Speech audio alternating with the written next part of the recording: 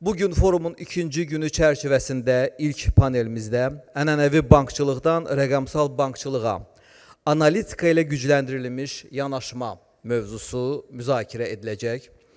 Son illərdə bankçılıq sektorunda böyük transformasiya dövrü yaşanır. Ənənəvi filial xidmətlərindən rəqəmsal platformalara keçid, müştəri təcrübəsinin fərdiləşdirilməsi və əməliyyatların analitika alətləri vasitəsilə optimallaşdırılması sektoru köklü şəkildə dəyişir. Bu paneldə biz bu transformasiyanın əsas meyillərini, analitikaya əsaslanan qərar vermənin rolu və rəqəmsal bankçılığın imkanlarını müzakirə edəcəyik. Panel iştirakçıları təcrübələrini, innovativ həllərini və analitik yanaşmalarını, müştəri xidməti, risk idarəçiliyi və biznes performansının təsirini bizlərlə paylaşacaq. Moderator Azərbaycan Kredit Bürosundan məhsul sahibi Kamal Mirzəyevi dəvət edirəm. Alqışlarınızla.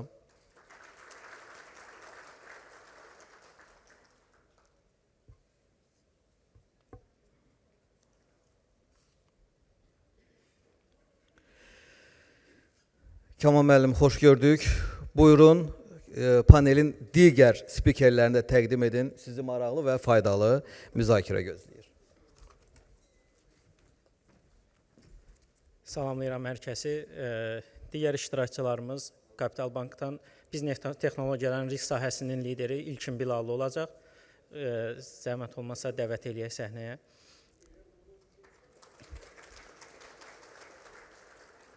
Digər bir spikerimiz isə Azərbaycan Kredit Bürosundan Rasim Əbzadə, Finvision məhsulunun menecerini səhnəyə dəvət edirik.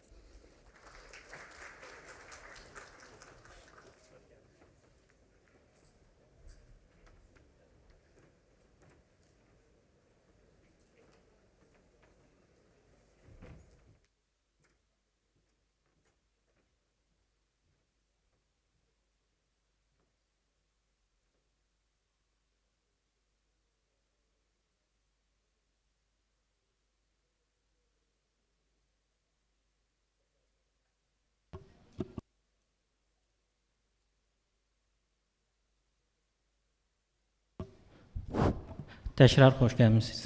Hər kəsi salamlayıram. Slaydlara keçid edə bilərik. Bugünkü çıxışımız Azərbaycan Kredit Bürosunun təklif elədiyi scoring məhsulu haqqında danışmaq istəyirəm. Məhsul sahibi mən Kamal Mirzəyev tərəfindən təqdim olunacaq. Ümumiyyətlə, scoring məhsulunun bazarda formalaşması, bazarda tətbiqi, maliyyə institutları tərəfindən istifadəsi haqqında bir təqdimatımız var. Qısaca olaraq, Azərbaycan Kredit Bürosunun təqdim etdiyi scoringin keçmişi, bugünü və gələcəyi haqqında sizə məlumatlandırmaq istərdim. İlk öncə qeyd edeyim ki, Azərbaycan Kredit Bürosu 2018-ci ildə fəaliyyət göstərir və formalaşdığı ildən, yəni təsis olunduğu ildən scoring məhsulu artıq istifadəyə verilib. İlk istifadə müddətində expert base dediyimiz, yəni mütəxəssis fikirlərinə əsaslanan yanaşma əsasında formalaşıb. Artıq 2019-cu ildə biz süni intellekt və machine learning dediyimiz maşın öyrənməsinə əsaslanan bir modelin tətbiqini, FinScore 1 layihəsini tətbiq etmişik və 2024-cü ildə isə bu produktu yeniləmək məcburiyyətində olduq. Bunun əsas səbəblərindən biri pandemiya və müharibə dövründə olan dataların yenilənməsi və müştəri davranışları və tendensiyasının mütəmadi dəyişməsindən qaynaqlandığı üçün 2024-cü ildə FinScore 2 layihəsini artıq əsas süni intellekt və maşın öyrənməsi əsasında formalaşan modeli maliyyə bazarları üçün təqdim etmiş olduq. 2025-ci ildə isə biz fərdi sahibkarlar üçün, yəni bölünən işləyən çalışan fərdi sahibkarlar üçün bir model formalaşdırmışıq və anti-fraud modellərinin tətbiqini artıq Kredit Büroda reallaşdırmışıq. Hansı ki, ilk ödəməmə skoru adlanır. Bunun haqqında növbəti slaydlarda məlumat verəcəyik. Kredit Büro hal-hazırda analitik məhsullardan qeyd etdiyimiz kimi istehlakçı scoringini, yəni istehlak məqsədli qurulmuş scoring, mikro sahibkarlar üçün formalaşan scoring, sonra anti-fraud xidmətləri və eyni zamanda AI layihələrinin geniş şəkildə tətbiqini həyata keçirir. Qısaca FinScore layihəsi haqqında məlumat verim. FinScore 2 layihəsi 2024-cü ilin aprel ayında belə deyim, bazara təqdim olunub və təqdim olunduğu gündən artıq kifayət qədər çox rəğbət qazanıb və eyni zamanda geniş şəkildə istifadə olunur. Hal-hazırda siz rəqəmlərdən də görə bilirsiniz ki, tendensiya kifayət qədər sürətlə artır və bu belə deyim, rəqəmsal bankçılıqda eyni zamanda məsafədən kreditləşmə bu kimi hallarda müştəri davranışlarını saniyələr ərzində emal edərək qərar vermə mexanizminin daha da sürətlənməsini özündə bir növ etibar edir. FinScore layihəsində biz eyni zamanda müştərinin scoringini 1000 diapazonunda təqdim edirik və təqdim olunan məlumatlar içərisində isə eyni zamanda probability of default dediyimiz, yəni bir müştərinin ödəmə bilməyəcəyinin ehtimalını özündə göstərir. Məhsulun formalaşması zamanı nəzərə alınan, alınmayan faktorlar var. Bu çox təşkilatlar üçün çox maraqlı olan nüansdır deyə biz onu vurğulamaq istərdik.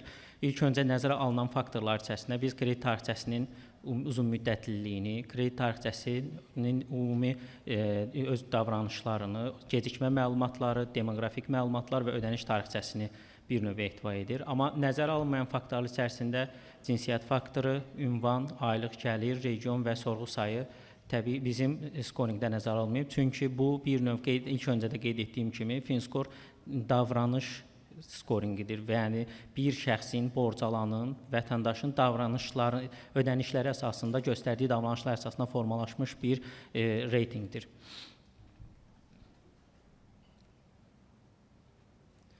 Ümumilikdə scoringin təqdimatı zamanı maliyyə institutları tərəfindən scoring əldə olunan zaman biz cari günə olan scoring balını, bir borcalanın scoring balını, son 12 ay daxilində skor tarixçəsini və bu skorun formalaşmasına mənfi təsir edən 4 əsas meyarı təqdim edirik və eyni zamanda default ehtimalını, yəni bir kreditin əldə edildiyi zaman borcalan tərəfindən növbəti 12 ayda hansı tendensiyanın baş verə biləcəyini, kreditin defaulta düşmə ehtimalını və eyni zamanda son 12 ayda göstərdiyi davranışını bir növ əldə edə bilir.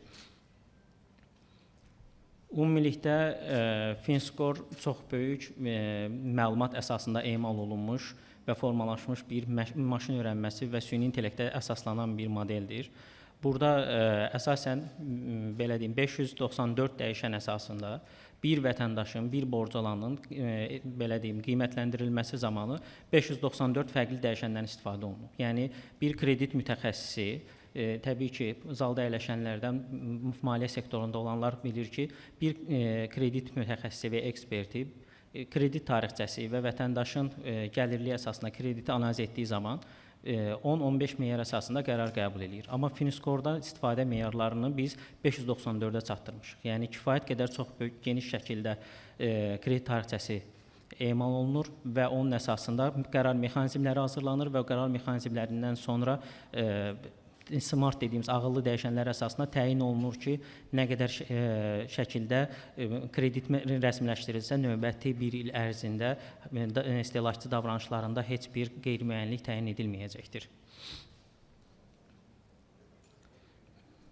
Modelin hazırlanması prosesini mən təqdim etmək istəyirəm. Hansı ki, ilk öncə biz başlamışıq prosesdə ilk öncə məlumatların dolğunluğunu, təmizlənməsini təmin etməyə, ondan sonra təyin olunan müxtəlif modellər əsasında təyin etmişik ki, ən yaxşı hansı modeli tətbiq edə bilərik istehlakçı davranışlarını ölçmək üçün. Onun üçün müəyyən bir mərhələlərdən sonra geri tarixlərdən analizləri aparıb, sonra isə tətbiqlərimizi həyata keçirmişik. Bu modelin gücünün haqqında demək istəsəm, hal-hazırda bir neçə meyar əsasında müəyyən olunur ki, yəni qiymətləndirmə meyarları bunlardan da biri Gini əmsalıdır. Hal-hazırda modelin Gini əmsalı 72.2-dir. Yəni bu kifayət qədər böyük bir göstəriciyə malikdir və bir borcalanın qiymətləndirməsi üçün çox yaxşı şəkildə belə deyim qiymətləndirmə dəyərini özündə etibar edir. Biz FinScore modelində risk meyarları 5 əsas meyara bölünür. Hansı ki PIS, kafi, orta, əla, yaxşı, əla kateqoriyalarına bölünür. Və görüldüyü kimi, təqdimatdan da gördüyünüz kimi biz pis kateqoriyasında, yəni bir şəxs, qeyd etdiyim kimi bir şəxsin skorinqi 1000 diapazonunda, hər bir şəxsin skorinqi 1000 diapazonunda təyin olunur və bu 5 əsas risk kateqoriyasına bölünür. Birinci risk kateqoriyasında pis kateqoriyasında hansı ki burada skorinq balı 1-199 arasında təyin olunub və modeldən göstəricilər və retrospektiv analizlərə əsaslanaraq deyə bilirik ki, hər iki nəfər pis kateqoriyasında bal alan hər iki nəfərdən biri kreditin 90 gün gecikməsinə qədər səbəb olur. Yəni default ehtimalı 50%-dir. Yəni pis kateqoriyasından skor almış hər hansı bir şəxs 50% ehtimalla ki, 2 nəfərdən biri 90 gün gecikdirmiş olacaq krediti. Amma bu əla kateqoriyasında 289 nəfərdən biridir. Və biz burada qiymətləndirmə kriteriyalarını, yəni default ehtimalını hər 100 ballıq şkala üzrə də təyin etmişik. Yəni biz 1000 diapazonu aralığında hər 100 ballıq şkalada qiymətləndirmə meyarlarında belə deyim, default ehtimalını göstərir. Bayaq qeyd etdiyim kimi 100 bal arasında hər hansı bir bal almış şəxsin kredi default etmə ehtimalı 44%, yəni təqribi olaraq yarı 50%-ə qədər qalxa bilir bu rəqəm. Mən sizə bir maraqlı statistikanı bölüşmək istərdim, hansı ki, gündəlik olaraq Azərbaycan Kredit Bürosunun və borc alanlar üçün skorinqini gündəlik olaraq yeniləyir və hər gün davranış əsasında hər kəsin skoru qalxa bilər, enə bilər. Bunun üçün biz təqribi olaraq statistikanı təqdim eləsək, gündəlik olaraq 3 milyon şəxsə toplam 4.9-4.8 milyon üçün skorinq formalaşır. Onların skor balı olanlar 3 milyon nəfərdir təqribi olaraq və onların kateqoriyalarına baxsaz, yəni pisdən əlaya doğru hər birinin qiymətləndirmə forması var. Yəni pis kateqoriyasında 8%, kafi kateqoriyasında 26%, orta kateqoriyada bu 40% civarında təşkil edir, yaxşı kateqoriyasında 27%, əla kateqoriyasında isə 11% təşkil edir. Bu gündəlik belə deyim formalaşan skorinqin nəticəsidir. Yəni siz Finskordan istifadə etsəz, ölkədə ümumi borc alanların sayında əldə olunacaq rəqəmləri rahatlıqla bu analizdən görə bilərsiniz. Yəni bu dağılım da özü göstərir ki, yəni əla kateqoriyasının, hər kəs əla kateqoriyasında ola bilməz və hər kəs də pis kateqoriyasında ola bilməz. Təqribi bunlar bərabərdir. Böyük hissə isə orta kateqoriyasının payına düşür. Bu da ondan ibarətdir ki, borc alanların uzun müddətli borcu, borc yükü, buna uyğun olaraq götürdüyü kreditlərin sayı və buna uyğun digər faktorlar onun orta kateqoriyasına bal almağa ən çox təsir göstərən faktorlardandır. Ən əsas məqam isə ən vacib, məsələn, maraqlı olan hissəni mən qeyd etmək istərdim ki, ən çox maliyyə institutları tərəfindən gələn sual ondan ibarətdir ki, ümumiyyətlə təşkilatlar Finskoru hansı şəkildə tətbiq edirlər? Bunu qısaca bildirib tamamlamaq istəyirəm çıxışımı. Burada əsasən data əsaslı qərar vermə zamanı Finskoru hansı şəkildə tətbiq edirik? Burada 4 əsas yanaşma var. Biz hal-hazırda 150-dən artıq təşkilata skoring xidmətini göstəririk və 150-dən çox təşkilat belə deyim, skoring xidmətindən faydalanaraq öz qərar vermə mexanizmlərini formalaşdırıblar. Burada ilk öncə yalnız Finskordan istifadə edərək qərar verən təşkilatlar var. Bu bir hissəni təşkil edir. İkinci hissə Finskordan belə deyim, öz daxili modellərinə istifadə etdikləri, özləri üçün daxildə formalaşdıqları bir müştəri davranışlı modeli var. Onunla birinci bizdən skorinq alıb qiymətə baxır. Sonra öz daxili modellərində olan skoringdən əldə olunan skorla müqayisədən sonra artıq qərar mexanizminə çevrilirlər. Üçüncü hissədə isə bizdən aldıqları dəyəri, yəni Finskordan qayıdan dəyəri öz modellərində bir əlavə dəyişən kimi qiymətləndirirlər və sonuncu isə hibrid dediyimiz, hibrid skorkart dediyimiz, yəni bizdən gələn cavab və qarşı tərəfdən öz daxilindəki modeldən əldə etdiyi cavabın ortaq bir belə deyək, göstəricisindən artıq formalaşan bir məqamdır. Bu dataları əldə etdikdən sonra onlar belə deyim, skorkardı daxil edirlər öz machine learning dediyimiz məşin əsaslı öyrənmə mexanizminə və risk matrisası formalaşır. Bu risk matrisasında əsas 3 nöqtəyə baxırlar. Birbaşa olaraq bəlid edilən müştərilər, hansı ki birbaşa olaraq kredit rəsmiləşdirilir. İkinci hissə, sarı gördüyünüz hissə, o hissədə isə yəni qərar yoxdur. belə deyim, buna kredit ekspertinin rəyi ola da bilər, olmaya da bilər. Orta kateqoriyadır. Digər sonuncu qırmızı gördüyünüz hissə isə əsasən yoxdur, birbaşa imtina edir. Yəni bu müştəri kredit rəsmiləşdirilməsi uyğun deyil və sonda artıq qərar mexanizmi formalaşır.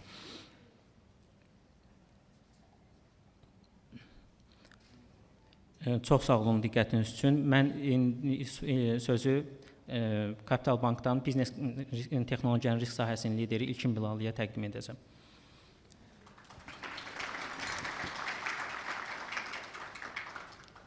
Salamlayıram hər birinizi. Kamal, çox sağ olun təqdimat üçün. Çox dəyərli ifadələr istifadə elədiniz. Əlbəttə, bizim üçün də hal-hazırda FinScore, həm də FinVision əsas qərar vermədə istifadə olunan alətlərdən biridir. Biz Kapital Bank olaraq rəqəmsal biznes kreditlərinin və mikrokreditlərinin verilişini həyata keçiririk və bu prosesdə biz risklərin idarə edilməsini və qərar vermə mexanizmlərini qururuq. Və qeyd edilən kimi bizimdə də hal-hazırda FinScore qərar vermədə kredit verək və verməyək, yəni knockout rule kimi istifadə olunur. Eyni zamanda öz alətlərimiz və paralel olaraq da FinScore alətlərinin istifadəsindən biz bundan yararlanırıq hal-hazırda. Çox sağ olun məlumat üçün. Mənim bir neçə sualım olacaq FinScore-la bağlı sizə. Ümumiyyətlə, gündəlik kreditləşmədə nə qədər istifadə edirsiniz FinScore məhsulundan? Bildiyimiz kimi, yəni Kapital Bank kredit büronda FinScore məhsulundan ən böyük, geniş şəkildə istifadə edən ən böyük banklardan biridir və bizə də maraqlıdır ki, FinScore gündəlik olaraq bankda nə qədər geniş şəkildə istifadə olunur? Bu daha çox fərdi şəxslərə aid olan skorlamadır deyə biz burada hal-hazırda bunu istifadə edirik mikrokreditləşmədə. Çünki biz sahibkar fizik şəxslərin rəqəmsal kreditləşməsini həyata keçiririk və bu həmin model ora daha uyğun olur. Və gündəlik bütün kreditləşməmizdə belə deyək ki, bu FinScore-dan istifadə edirik və daha çox knockout rule kimi istifadə edirik. Əlavə bir sualım olacaqdır. FinScore-un təqdim etdiyi məlumatlar və hesabatlar sizin daxili modellərinizlə necə uyğunlaşır? Bayaq qeyd elədiniz, siz bu modeli ikinci versiyasını səhv etmirəmsə istifadə edirsiniz. Biz 2024-dən bu modelə başlamışdıq. Və ondan öncə bizim belə deyim, modellərimiz yox idi və bu model çox vaxtında yerinə düşən bir model olur ki, biz bundan istifadə eləyək. Çünki istərsəmiz expert base yanaşmalardan və s. istifadə edirdik və FinScore daha keçmiş dövrə baxan, 3 illik horizonda səhv eləmirəmsə baxan bir model idi. Orada başladıq. Hal-hazırdakı modellərinə uyğunluqda da oxşar uyğunluqlar var, correlation təşkil edir və bir-birlərini tamamlayıcı olaraq istifadə edirlər. Bu modelin tuta bilmədiyini bu modeldən, bu modeldən istifadə edirik hal-hazırda bu formada. Çox sağ olun. Ən vacib məsələ FinScore istifadə edəndən sonra ümumiyyətlə bankın kredit portfelində, mikrokredit portfeli deyək də, daha çox bildiyim qədərilə biznes texnologiyalar sahəsində istifadə edirsiniz. Portfelində nə kimi dəyişikliklər olub? Bu bizim portfelin bədriyyət göstəricilərinin minimum artmamasına gətirib çıxarır. Çünki biz son illərdə daha çox mikrokreditləşməni həyata keçiririk və bazarda müəyyən bir artıq paya sahibik. Və bəktəs etdikdə baxaq, biz kredit verməmişik bu müştərilərə, olan sonraki davranışı necə olub baxdıqda görürük ki, həmin müştərilərə digər banklarda kredit verməyib bir hissəsinə və kredit alan müştərilərin də gecikmə göstəriciləri qənaətbəxş deyil. Yəni bu onu göstərir ki, bu FinScore bizə pis müştərilər, yəni ödəniş tarixçəsi yaxşı olmayacaq müştərilərdən qaçmamıza köməklik göstərir. Ümumiyyətlə, ən vacib məsələ rəqəmsallaşan dövrdə, rəqəmsal kreditləşmə dövründə ən vacib məsələ dediyimiz zaman məsələsidir. Yəni, bu traditional dediyimiz ənənəvi kreditləşmədə zaten bir müştərinin və ya borc alanın ən çox apardığı onun kreditinin təhlili, prosesin müddətidir. FinScore tətbiq etdikdən sonra ümumiyyətlə kreditləşmə prosesində sürətlənmə ilə bağlı hər hansı bir yenilik görmüsünüzmü? Yəni, dəyişim varmı?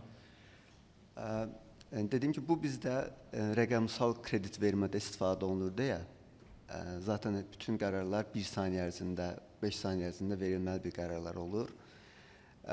Bizə daha çevik qərar verməklə yanaşı, daha düzgün qərar vermədə daha çox köməklik göstərir. Yəni, FinScore-da əsas zamanla baxdıqda daha çox nə deyə bilərəm? Bunun kütləvi sorğu şəklində almamızı deyə bilərəm. Çünki biz müxtəlif müştəri bazasının kredit ödəmə qabiliyyətini hesablayarkən bizə bu bir-bir yoxlama yox, daha çox balk şəklində kütləvi sorğu daha çox ehtiyac olur və FinScore-la elə bir ilk görüşəndə balk varmı, məlumat varmı? Yəni o əsas bizim üçün açar hiss oldu ki, biz onu balk şəkildə ala bilərik.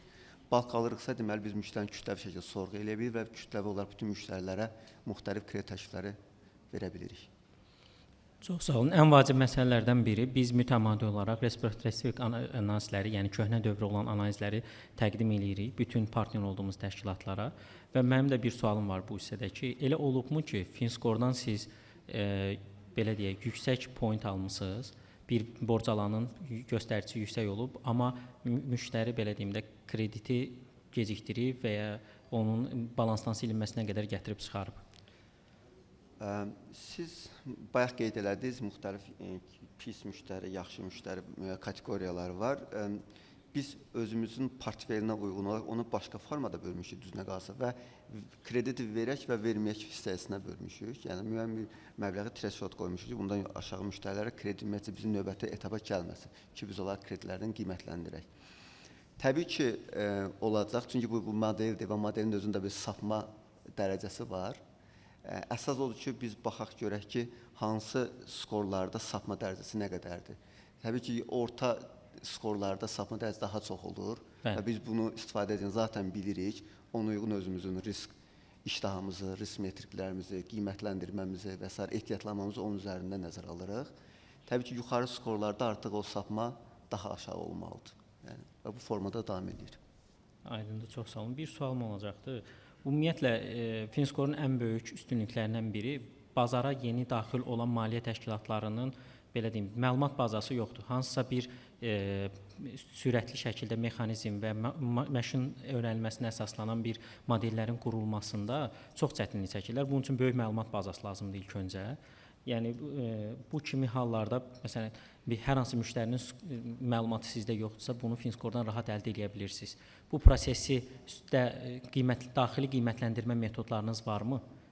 Yəni bizdən əldə etdiyiniz skoru hansısa daxildə bir modellə belə deyim, müqayisə edirsinizmi, yoxsa birbaşa qərar mexanizminə çevirirsiniz?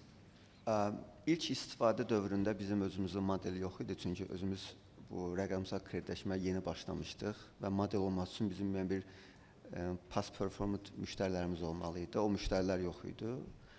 Amma artıq bir ildən çox vaxt keçib, müəyyən bir özümüzün də portfeli və müştəri bazamız formalaşıb və onun üzərində də özümüzün daxili modelləri var. Və dediyim, burada FinScore hal-hazırda əvvəl əsas meyar kimi FinScore, çünki siz özünüz də qeyd edəcəyiniz kimi, bu model çox köməklik edir. Müştəri bazası az olan və yaxud da uzun müddətli müştəri bazası olmayan müştərilər üçün çox hava su kimi lazım olan bir model kimi mən bunu qiymətləndirə bilərəm. Zaman keçdikcə əlbəttə ki, artıq şirkətlərin də müəyyən bir datası formalaşır və onların da daxildə müəyyən bir modelləri olur. FinScore-da əsas üstünlüyü odur ki, o bütün bazaya baxır. Bütün bank sektorunda, kredit təşkilatlarından kredit alan müştərilərin datasına baxır və daha çox geniş müştəri kütləsini əhatə edir. Və ona görə FinScore-un daha üstünlüyü ondan ibarətdir ki, bankda olan, misal üçün 30 min, 40 min müştəriyə yox da, bütün 3 milyon müştərinin tarix əsasında müəyyən qiymətləndirmə həyata keçirir. Çox sağ olun. Sonuncu sualım olacaq ümumilikdə və sözü sonra bizim həmkarımız Rasim bəyə ötürəcəm. FinScore-da görmək istədiyiniz yeni bir funksionallıq və ya təklifiniz varsa çox yaxşı olardı bizim üçün. Məncə bunu inşallah ki, siz proda buraxacaqsınız. Bu mikro sahibkarların özünüzün fərdi sahibkarlarından bağlı FinScore-dur. Səbirsizlə o skoru gözləyirik düzünə qalsa. Çünki bu daha çox istehlak krediti almış müştərilərin tarixçəsidir. Orada da adamların əmək haqqısına baxaraq, digər rəsmi gəlirlərinə baxaraq verilmiş bir kreditlərdir. Daha da çox maraqlı olar ki, fərdi sahibkarlara verilən kreditlərdə skorlama necə olur? Yəni o modeli gözləyirik inşallah. Mənim çox sağ olun iştirakınız üçün. Minnətdaram. İndi isə sözü həmkarımız Azərbaycan Kredit Bürosunun FinVision məhsul sahibi Rasim Həmzadəyə ötürmək istəyirəm. Rasim bəy, buyurun.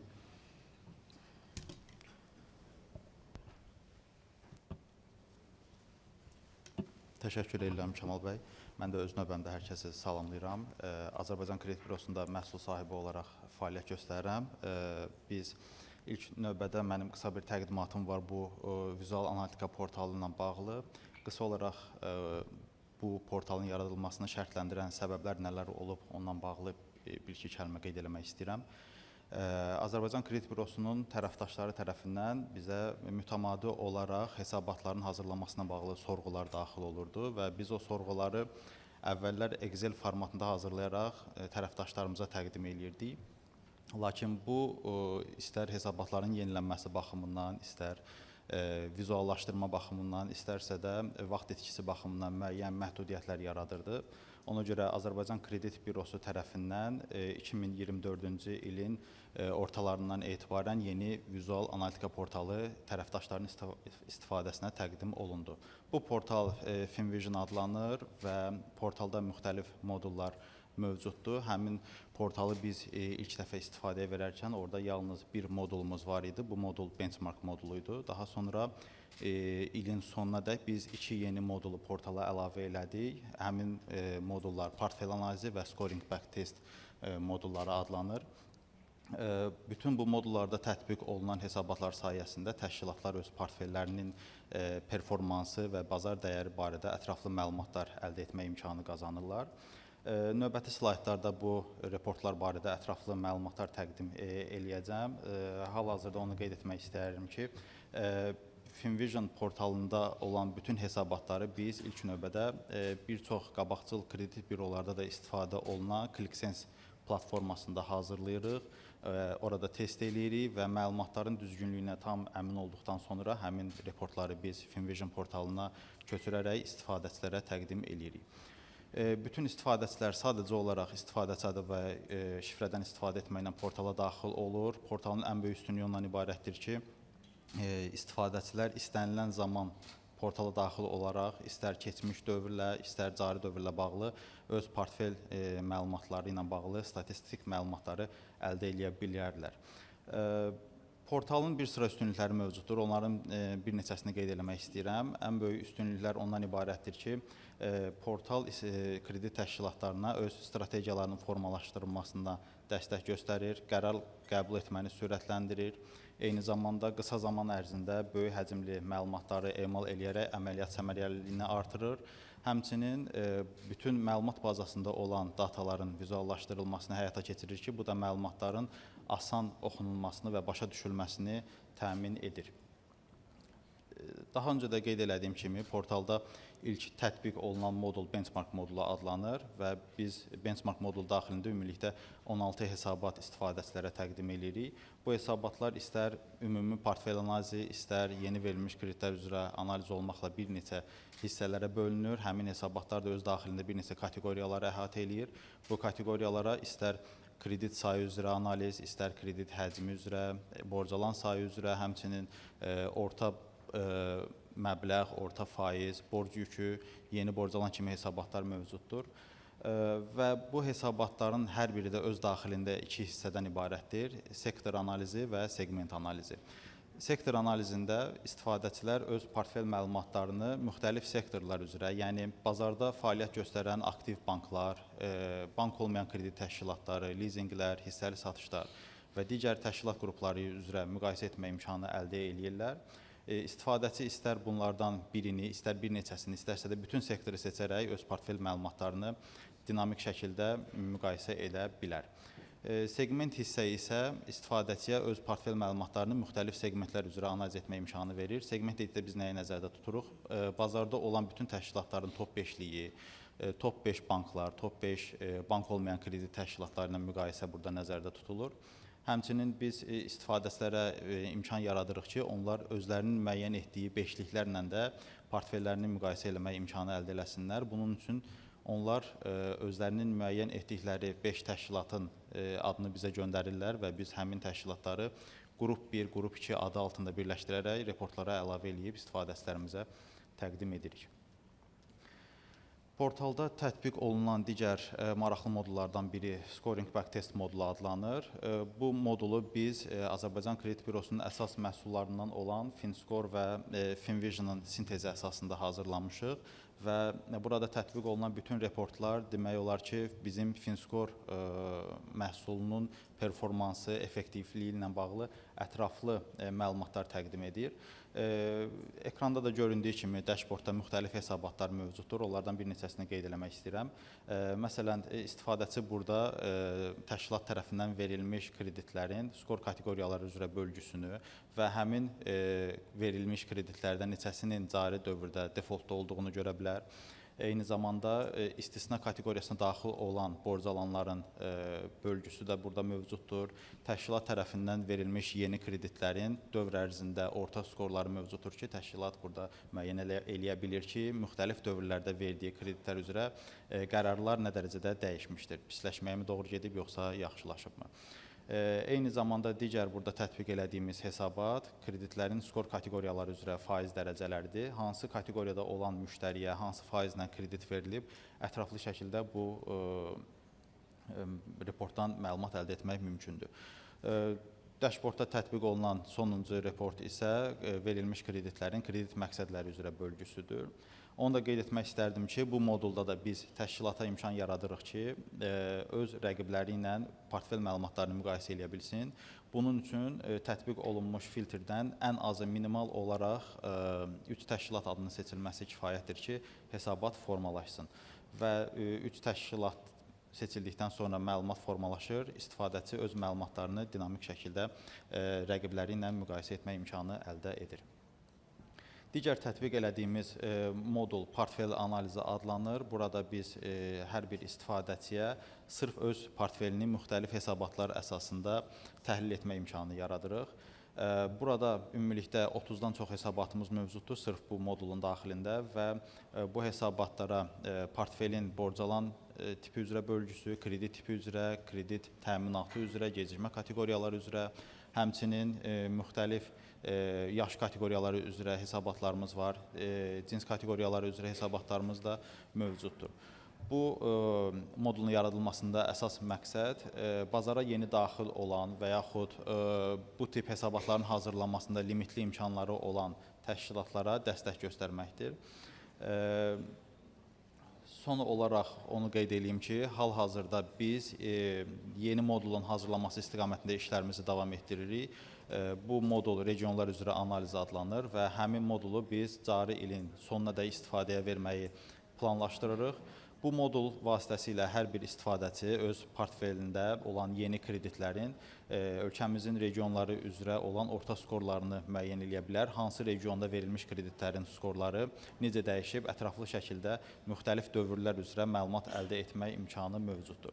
Həmçinin biz burada istifadəçiyə imkan yaradırıq ki, açıq siyahı şəklində məlumatlar əldə eləsin. Dashboardda görünən bütün rəqəmlər həmin XLS formatında istifadəçiyə təqdim olunur və istifadəçi istərsə FinVision portalında vizual formada, istərsə də cədvəl formasında bütün məlumatları əldə edə bilər.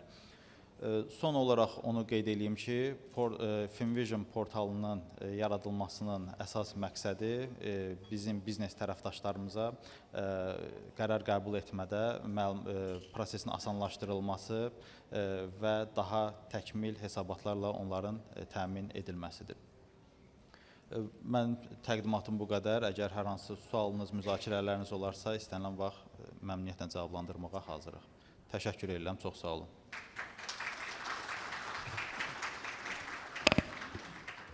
Qeyd etmək istəyirdim ki, sual-cavab üçün müəyyən vaxt ayrılıb. Əgər hər iki məhsulla bağlı hansısa suallarınız varsa, alıb cavablandıra bilərik.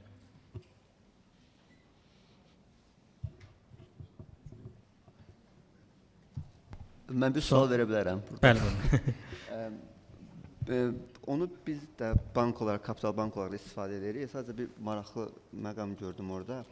Bu kredidə məhsul satan müəyyən bir şirkətlər də olur da, ticari şirkətlər, Kantar.com, Sariton və s.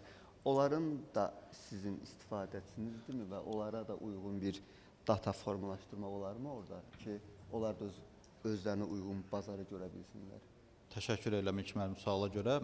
Ümumiyyətlə, Azərbaycan Kredit Bürosu olaraq onu qeyd etmək istərdim ki, bizim hal-hazırda 280-dən çox tərəfdaşımız mövcuddur. Bu tərəfdaşlara banklar, bank olmayan kredit təşkilatları ilə yanaşı bazarda fəaliyyət göstərən hissəli satışlar, leasing təşkilatları, faktorinqlər, həmçinin hal-hazırda lombardların qoşulması istiqamətində də işlər davam etdirilir və Azərbaycan Kredit Bürosuna inteqrasiya olunmuş bütün təşkilatların da məlumatları FinVision portalında ötürülür və istifadəçilərə təqdim olunur. Sizin qeyd elədiyiniz hissəli satışlar var ki, biz demək olar ki, bazarın 90%-dən artığını əhatə eləmişik. Hissəli satışların bütün inteqrasiyaları, hansılar ki, bazarda fəaliyyət göstərir, tamamlanıb və həmin məlumatlar da FinVision portalı vasitəsilə əlçatandır və bütün istifadəçilər, banklar, bank olmayan kredit təşkilatları ilə yanaşı da həmin hissəli satışlarla da öz məlumatlarını müqayisə edə bilirlər. Yəni ayrı-ayrı statistikadan görə bilirlər. Təbii ki, bəli. Bankları çıxarır, çünki bankın portfeli böyükdür. Bəli. Portfeli qoyanda onlar müştərilər orada itir, yəni o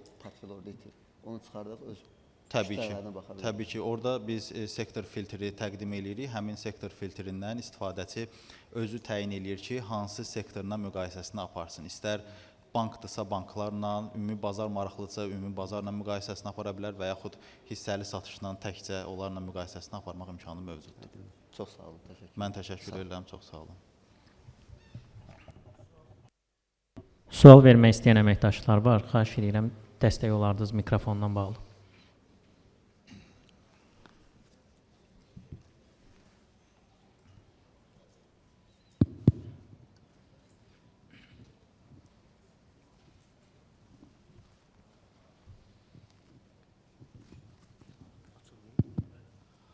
Təşəkkür edirəm məlumatlara görə. Kamal bəy, sualım sizə idi. FinScore zamanı vətəndaşın reytinqinin hesablanmasında yalnız kredit tarixçəsi istifadə olunur bildiyimə görə və digər ona bənzər məlumatlar. Bəs digər xarici ölkələrdə olan nümunələr var. Məsələn, kommunal ödənişlər üzrə belə deyək forma, onun kommunal ödənişlərə borcu və s.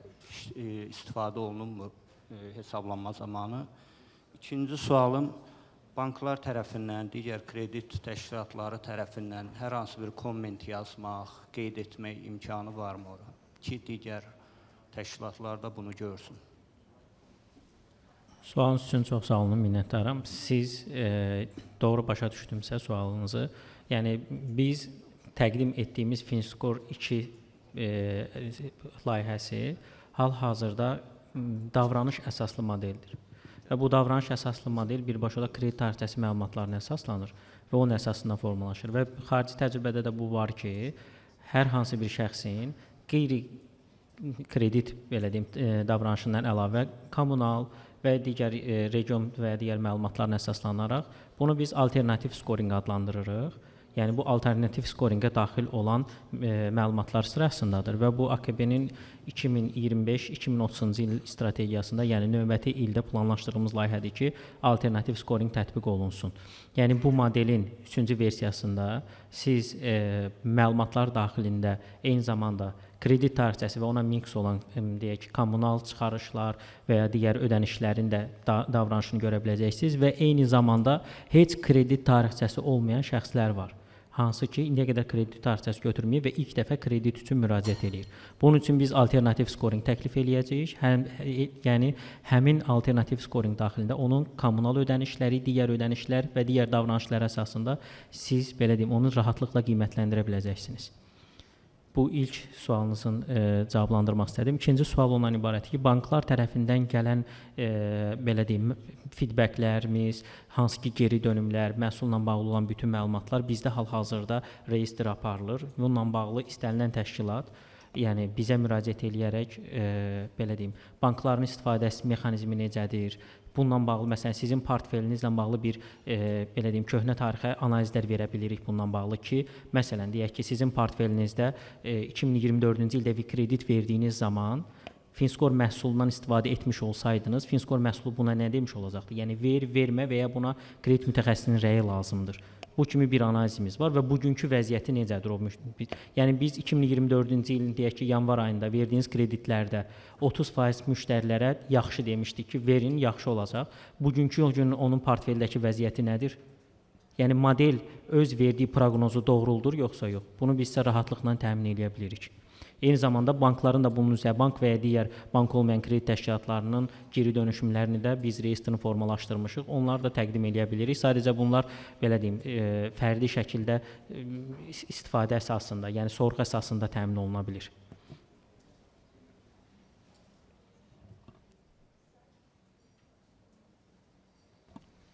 Əlavə suallarınız varsa ala bilərik.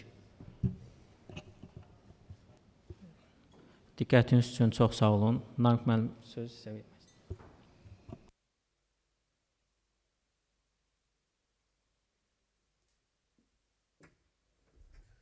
Mən təşəkkür edirəm. Başqa sual yoxsa bu paneli yekunlaşdıraq. Alqışlardınız.